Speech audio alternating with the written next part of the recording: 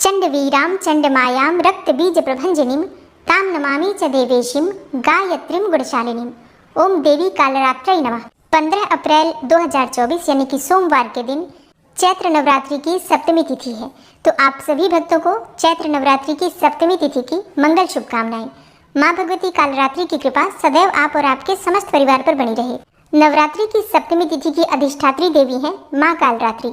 माँ कालरात्रि की पूजा नवरात्रि की सप्तमी तिथि पर करने से हर प्रकार के संकट से, भय से, दुर्घटना से, अकाल मृत्यु से रक्षा होती है। माँ कालरात्रि की पूजा करने से किसी भी प्रकार का तंत्र मंत्र का प्रभाव हो, किए कराई का प्रभाव हो, कोई भी बुरी नज़र आपको लगी हो, किसी की बद्दुआ लगी हो, किसी प्रकार का कोई दोष लगा हो, किसी का श्राप आपको लगा हो, उससे मुक्ति मिल जाती है। पुराणों के अनुसार शुंभ और निशुंभ के साथ रक्त बीज का विनाश करने के लिए देवी ने कालरात्रि का रूप धारण किया था। देवी कालरात्रि का रंग है कृष्ण वर्ण का, अर्थात थोड़ा श्याम वर्ण है माँ का, इसलिए इनको कालरात्रि कहा गया है। और माँ कालरात्रि अपने भक्तों का हमेशा शुभ करती हैं, इसलिए इनको शुभम करी भी कहा जाता है, अर्थात शुभ करने वाली देवी। तो किसी भी प्रकार का भय हो, आपको भूत प्रेत या फिर बुरी शक्ति का भय हो, शत्रु और विरोधियों का भय हो, या फिर आप किसी भी प्रकार से ग्रह दोषों के प्रभाव में दुख पा रहे हो, कष्ट पा रहे हो, जैसे कि राहु केतु शनि जनित कोई भी पीड़ा हो, तो ऐसे में माँ कालरात्रि की आराधना आपके लिए अचूक मानी गई है, जरूर करनी चाहिए। तो आज की वीडियो में आप जानेंगे कि माँ कालरात्रि की पूजा नवरात्रि की सप्तमी तिथि पर आपको किस प्रकार से करनी चाहिए, माँ कालरात्रि की पूजा की संपूर्ण विधि क्या है, माँ का स्वरूप क्या है जिसका हमें पूजा के समय ध्यान करना है, मंत्र क्या है जिसका आज हमें जप करना है, भोग क्या अर्पित करें जिससे कि अकाल मृत्यु, भय, दुर्घटना से मुक्ति मिल जाए, और माँ कालरात्रि का प्रिय रंग क्या है, जिस रंग के वस्त्र धारण करके आज हमें माँ की आराधना करनी चाहिए। आज कौन सा पुष्प माँ को अर्पित करें जिससे कि माँ प्रसन्न होकर मन चाहा वरदान हमें प्रदान करें, कौन सा उपाय करें जिससे कि इस पूजा का, व्रत का संपूर्ण फल हमें प्राप्त हो जाए। मतलब आज की वीडियो में माँ कालरात्रि की पूजा से संबंधित संपूर्ण जानकारी आपसे शेयर करने वाली हूँ। इसके अलावा जो भी प्रश्न है आप लोगों के, जो पिछली वीडियो के कमेंट बॉक्स में आए हुए हैं, उनके उत्तर भी आपको आज की वीडियो में मिल जाएंगे। तो वीडियो को पूरा ज़रूर देखिए, और अगर वीडियो अच्छी लगे तो इसे लाइक भी ज़रूर कीजिए, क्योंकि आपके लाइक्स, आपके कमेंट्स मेरे लिए बहुत महत्वपूर्ण होते हैं। यही एकमात्र जरिया है जिनसे मुझे पता चलता है कि आपको ये वीडियो अच्छी लगती है और आपके लिए ये वीडियो उपयोगी है। तो अगर वीडियो अच्छी लगे तो लाइक तो ज़रूर ही किया कीजिए। तो बात करेंगे पूजा विधि के बारे में, लेकिन उससे पहले जानते हैं कि 15 अप्रैल यानी कि सप्तमी तिथि का शुभ मुहूर्त क्या है। देखिए, सप्तमी तिथि प्रारंभ होगी 14 अप्रैल 2024 सुबह 11:44 पर और समाप्त हो रही है 15 अप्रैल को दोपहर में 12:11 पर। तो सूर्योदय काल के अनुसार 15 अप्रैल को सप्तमी तिथि मनाई जाएगी और 15 अप्रैल को सूर्योदय काल का समय रहेगा सुबह 6:09 पर और सूर्यास्त का समय रहेगा शाम को 6:43 पर और ब्रह्म मुहूर्त का समय रहेगा सुबह 4:32 से 5:20 तक। 15 अप्रैल को अभिजीत मुहूर्त का समय रहेगा दोपहर में 12:01 से दोपहर 12:51 तक। और अब बात करें राहु काल के बारे में, तो देखिए, राहु काल प्रारंभ होगा सुबह 7:44 पर और समाप्त होगा 9:18 पर। एक बहुत ही शुभ मुहूर्त आपको प्राप्त हो रहा है आज के दिन, यानी कि 15 अप्रैल को त्रिपुष्कर योग और सर्वार्थ सिद्धि योग का। तो सर्वार्थ सिद्धि योग, जैसा कि आप सभी जानते हैं, सभी कार्यों में सिद्धि मिल जाती है इस समय में अगर आप करते हैं तो। और त्रिपुष्कर योग का मतलब होता है इस समय में आप कोई भी कार्य करते हैं उसका 3 गुना आपको फल मिलता है। यह ऐसा भी कहा जाता है कि जो काम त्रिपुष्कर योग में किया जाता है उसको 3 बार करना पड़ता है। तो इसलिए इस समय में हमेशा शुभ कार्य करना चाहिए, कोई भी गलत कार्य नहीं करना चाहिए। अब कब से कब तक रहेगा त्रिपुष्कर योग, तो देखिए, 15 अप्रैल को सुबह 1:34 से 15 अप्रैल को ही सुबह 6:09 तक रहेगा, मतलब अर्धरात्रि से सुबह तक। ठीक है, मतलब सूर्योदय होने से पहले त्रिपुष्कर योग समाप्त हो जाएगा। ऐसे में अगर आप ब्रह्म मुहूर्त में कोई पूजा पाठ, मंत्र जप इत्यादि करना चाहते हैं या करते हैं तो उसका लाभ आपको बहुत अधिक प्राप्त होता है, यूँ कहें कि 3 गुना प्राप्त होता है। तो प्रयास कीजिए कि 15 अप्रैल को सुबह उठकर आप ब्रह्म मुहूर्त में स्नान करके और पूजा पाठ या मंत्र जप इत्यादि करना चाहते हैं, किसी मंत्र को सिद्ध करना चाहते हैं, तो उस समय में आप कर पाएँ, अत्यंत ही श्रेष्ठ होगा। और अब जानते हैं माँ कालरात्रि की पूजा विधि के बारे में।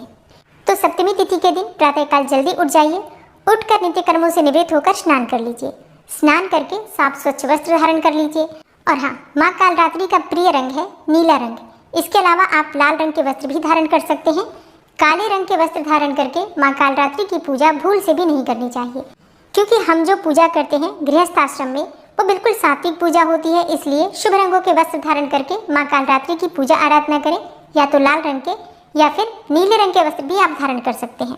तो स्नान इत्यादि से निवृत्त होकर सबसे पहले भगवान सूर्यदेव को जल अर्पित करना चाहिए। उसके बाद अपने घर के मंदिर में आ जाइए जहाँ पर आपने माँ की चौकी लगाई है। सभी देवी देवताओं को अपने दोनों हाथ जोड़कर प्रणाम कीजिए। इसके बाद शुद्ध आसन डालकर चौकी के पास बैठ जाइए। अब शुद्धिकरण कर लीजिए। सबसे पहले जैसे कि थोड़ा जल लेकर अपने ऊपर, अपने आसपास जहाँ पर चौकी आपने स्थापित की है तो अपने आसपास जल के छींटे दीजिए। जो पूजा की सामग्री है सब पर जल के छींटे देकर पवित्रीकरण कर लीजिए। इसके बाद आप आचमनी कर सकते हैं चाहे तो, और बहुत से भक्त हैं जो कि आचमनी नहीं करते हैं तो भी कोई बात नहीं, आप जल के छींटे अपने ऊपर देकर भी शुद्धिकरण कर सकते हैं। वैसे अगर आप आचमनी करते हैं तो कहा जाता है कि अंदर बाहर सब तरफ से शुद्धिकरण हो जाता है।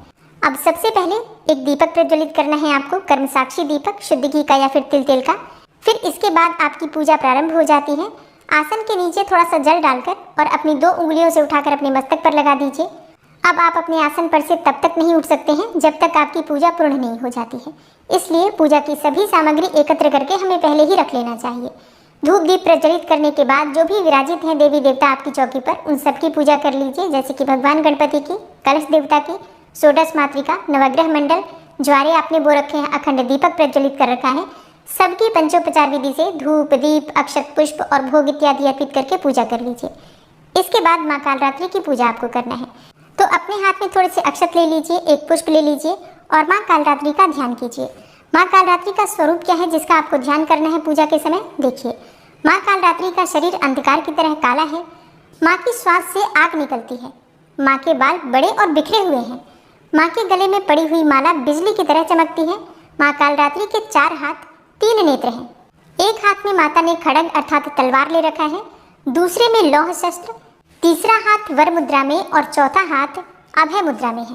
माँ के इसी स्वरूप का आपको ध्यान करना है और माँ कालरात्रि का ध्यान मंत्र है या देवी सर्वभूतेषु माँ कालरात्रि रूपेण संस्थिता नमस्तस्यै नमस्तस्यै नमस्तस्यै नमो नमः।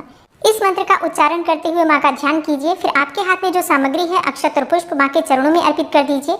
इसके बाद विधि विधान से आपके पास जो भी सामग्री हो पंचोपचार विधि से, जैसे कि धूप दीप अक्षत पुष्प गंध इत्यादि, और भोग लगाकर माँ की पूजा कर सकते हैं या फिर षोडशोपचार विधि से भी पूजा कर सकते हैं। अच्छा, षोडशोपचार पूजा विधि अगर आप जानना चाहते हैं तो नवरात्रि की जो कलश स्थापना की वीडियो है उसमें षोडशोपचार पूजा विधि मैंने शेयर की थी। अगर आपने नहीं देखा है तो उसे देख लीजिए। इस वीडियो में बताऊंगी तो वीडियो बहुत लंबी हो जाएगी। तो सभी सामग्रियां जो आपके पास उपस्थित हैं उनसे माँ की पूजा आराधना करके माँ से प्रार्थना कीजिए। अच्छा, माँ का प्रिय पुष्प क्या है? गुलाब और गुड़हल का पुष्प। माँ को लाल पुष्प जैसे कि लाल गुलाब और लाल गुड़हल बहुत प्रिय है, तो जरूर अर्पित करना चाहिए। और नवरात्रि के 7वें दिन माँ को भोग अर्पित किया जाता है गुड़ का। गुड़ या फिर गुड़ से बनी हुई मिठाइयों का भोग आप लगा सकते हैं और इसके साथ ही जो भी ऋतुफल आपके पास उपलब्ध हो उनका भी भोग आप लगा सकते हैं। विधि विधान से माँ की पूजा कर लीजिए।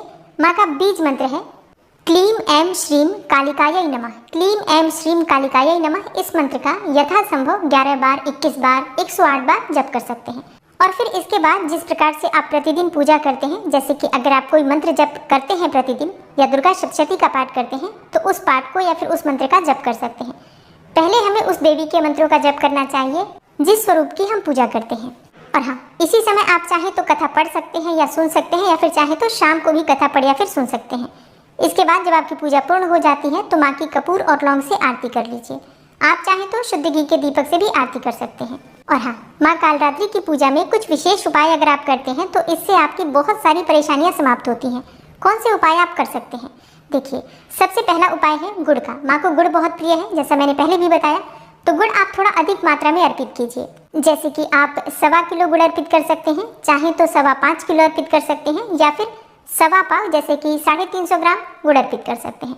मतलब इसी प्रकार से थोड़ा अधिक मात्रा में गुड़ अर्पित करके और माँ की पूजा आराधना कर लीजिए। उसके बाद से आप इस गुड़ में से कुछ हिस्सा ब्राह्मण को दान कर दीजिए। मतलब लगभग आधा गुड़ ब्राह्मण को दान कर देना चाहिए और थोड़ा सा गुड़ अपने घर में भी रखिए। प्रसाद स्वरूप सभी सदस्य मिलकर ग्रहण कर सकते हैं। इससे क्या होगा? इससे अकाल मृत्यु और दुर्घटना से मुक्ति मिलती है। अगर आपके मन में हमेशा अकाल मृत्यु का भय बना रहता है या फिर दुर्घटना का भय बना रहता है या फिर बार बार आपके एक्सीडेंट्स होते रहते हैं, तो गुड़ अगर आप आज माँ कालरात्रि को अर्पित करके दान करते हैं ब्राह्मण को, तो इससे आपकी इन सभी समस्याओं से छुटकारा मिल जाता है। अगला उपाय है मन चाहा वरदान पाने का। देखिए, माँ कालरात्रि को रात रानी का पुष्प बहुत प्रिय है, तो अगर आपको रात रानी के पुष्प मिल जाते हैं या पुष्पों की माला मिल जाती है तो माँ को जरूर अर्पित कीजिए। इससे माँ बहुत प्रसन्न होती हैं और मन चाहा वरदान देती हैं। मतलब अगर आप कोई भी मनोकामना है मन में आपकी जो आप चाहते हैं कि बहुत जल्दी पूर्ण हो जाए, तो माँ कालरात्रि की पूजा रात रानी के पुष्पों से करनी चाहिए। तो जैसा कि माँ दुर्गा का सबसे शक्तिशाली स्वरूप माँ कालरात्रि को माना जाता है, तो हर प्रकार की कामनाएं माँ पूर्ण करती हैं। मतलब आपको अभयदान भी देती हैं, भय से भी मुक्ति मिलती है, रोग से भी मुक्ति मिलती है, और कोई भी आपकी कामना हो तो बहुत जल्दी पूर्ण हो जाती है, क्योंकि माँ कालरात्रि अपने भक्तों पर बहुत जल्दी प्रसन्न हो जाती है। तो विधि विधान से माँ कालरात्रि की पूजा कीजिए, मंत्रों का जप कीजिए और उपाय जरूर कीजिए। क्योंकि उपाय कोई महंगा नहीं है, गुड़ का उपाय है और गुड़ बहुत आसानी से सब जगह मिल जाता है। आप थोड़ा सा गुड़ सुबह या फिर शाम को अर्पित कर सकते हैं। मतलब अगर आप सुबह पूजा कर रहे हैं तो सुबह भी अर्पित कर सकते हैं, सुबह नहीं कर पाते हैं तो शाम को भी अर्पित कर सकते हैं, और चढ़ाकर ब्राह्मण को दान कर दीजिए। दान ब्राह्मण को ही करना है, इस बात का ध्यान रखिए।